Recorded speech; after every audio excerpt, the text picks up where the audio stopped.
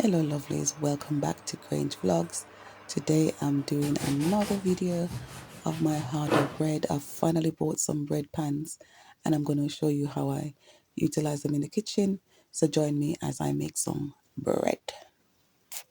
Here I'm activating my yeast. I've got 1.5 cups of water, warm water from the tap, and I'm adding 1/4 cup of sugar. Mix it till it's dissolved.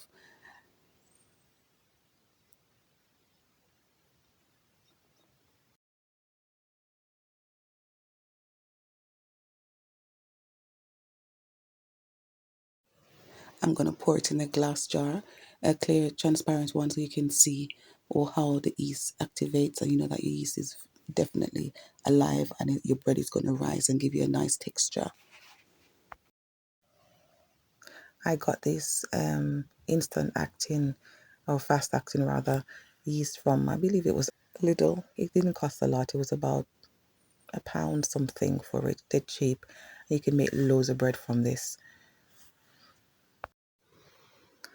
I'm adding in 2 teaspoons to my bread. You can use up 1.5 to 2 teaspoons, but I find that when I'm using my wholemeal flour, I need a little bit extra of everything, a little bit extra water, a little bit extra of yeast, just to get the right consistency that I'm looking for.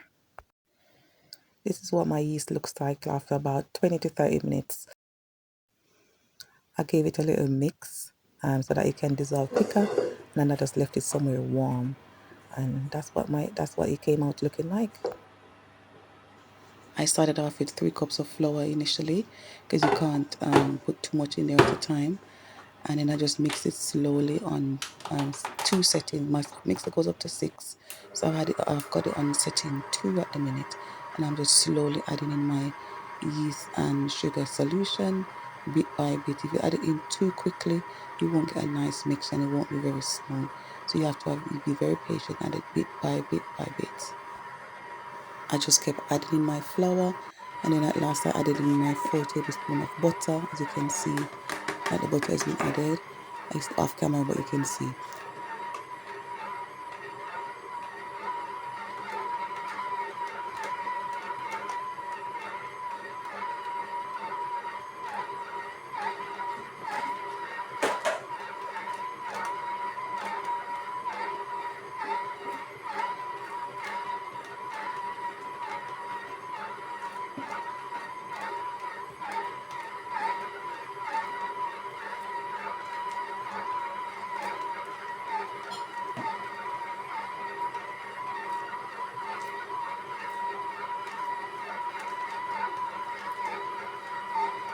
And then I just added in the last bit of my flour and just left it to mix for a good 8 to 10 minutes until the sides of the pan is clean and you can see that your dough has been well mixed.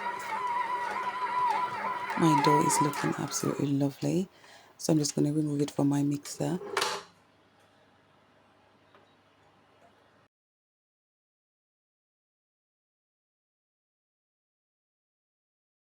I'm going to add some olive oil and cover it with some cling film so it doesn't actually dry out. And then I'm just going to leave it in. What I did, because I haven't got a warm kitchen as yourself, maybe back in the Caribbean, I've just turned on my oven and then I've just turned it off and then pop it in there so it doesn't, it's not necessarily cooking, it's just a warm environment for the yeast to take effect in the dough.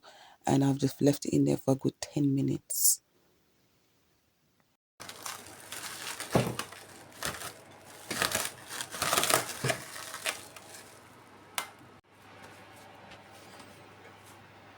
After 10 minutes, this is what my dough looks like.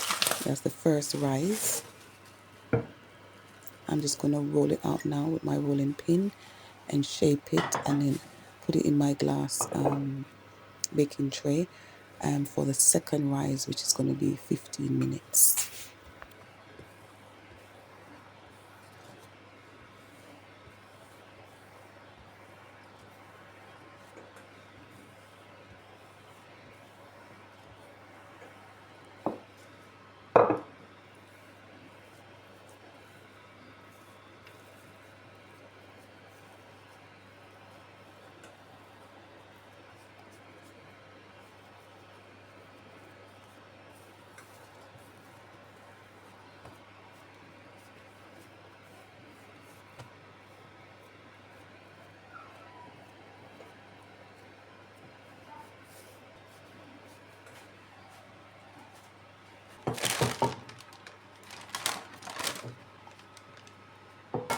Just remember to add some grease-proof paper so that your dough doesn't stick to the pan and get damaged in the process.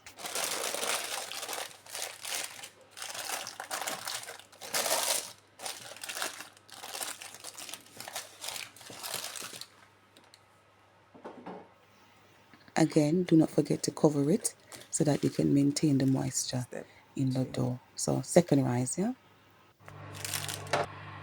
Okay, so my dough is ready to be baked. I'm going to bake it for 35 minutes at 190 degrees Celsius. Once it gets to about 25 minutes in, I normally turn down the oven a little bit so it doesn't get too brown. And voila, my bread is ready. It's hot out the oven, so I'm just giving it a little melted butter bath to get a bit of the crispiness so it can be nice and soft.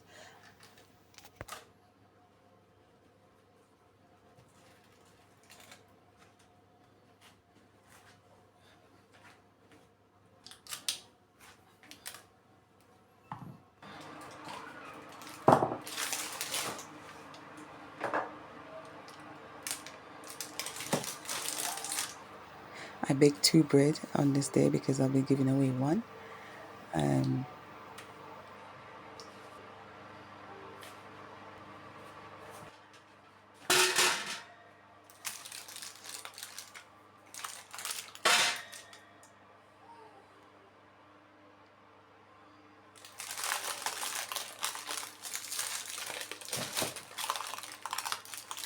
then the most important step to make sure that you've got the perfect bread is to remove it from the pan onto a rack so that you can cool. Do not cut it, because once you cut it, you're going to release all the moisture out of your bread. So don't cut it when it's hot. No wonder your granny used to say, don't cut our bread when it's hot. You have to wait till the next day. So that's what I did.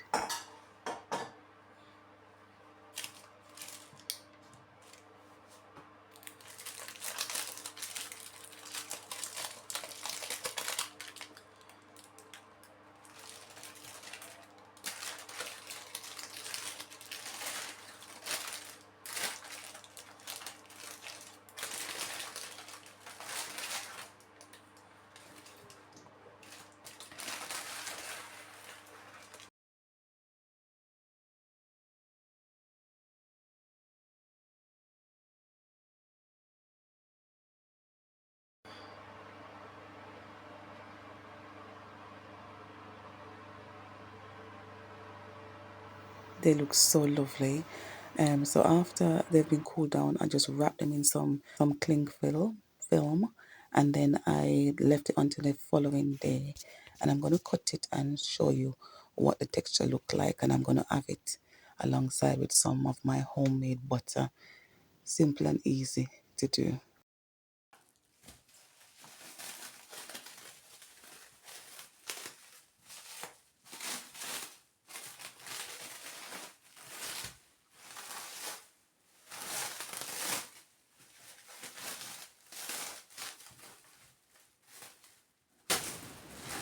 This is what it looks like.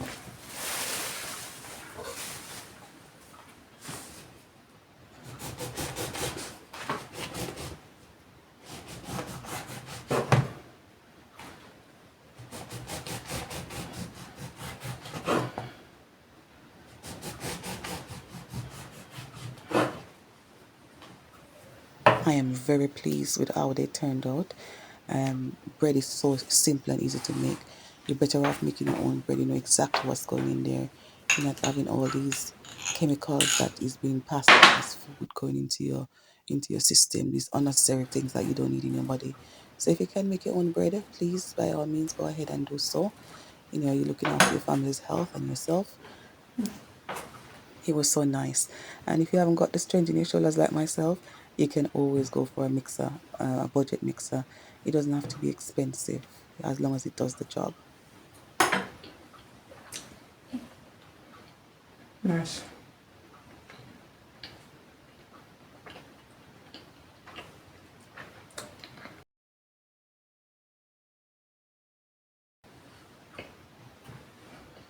Thank you so much for watching. God bless.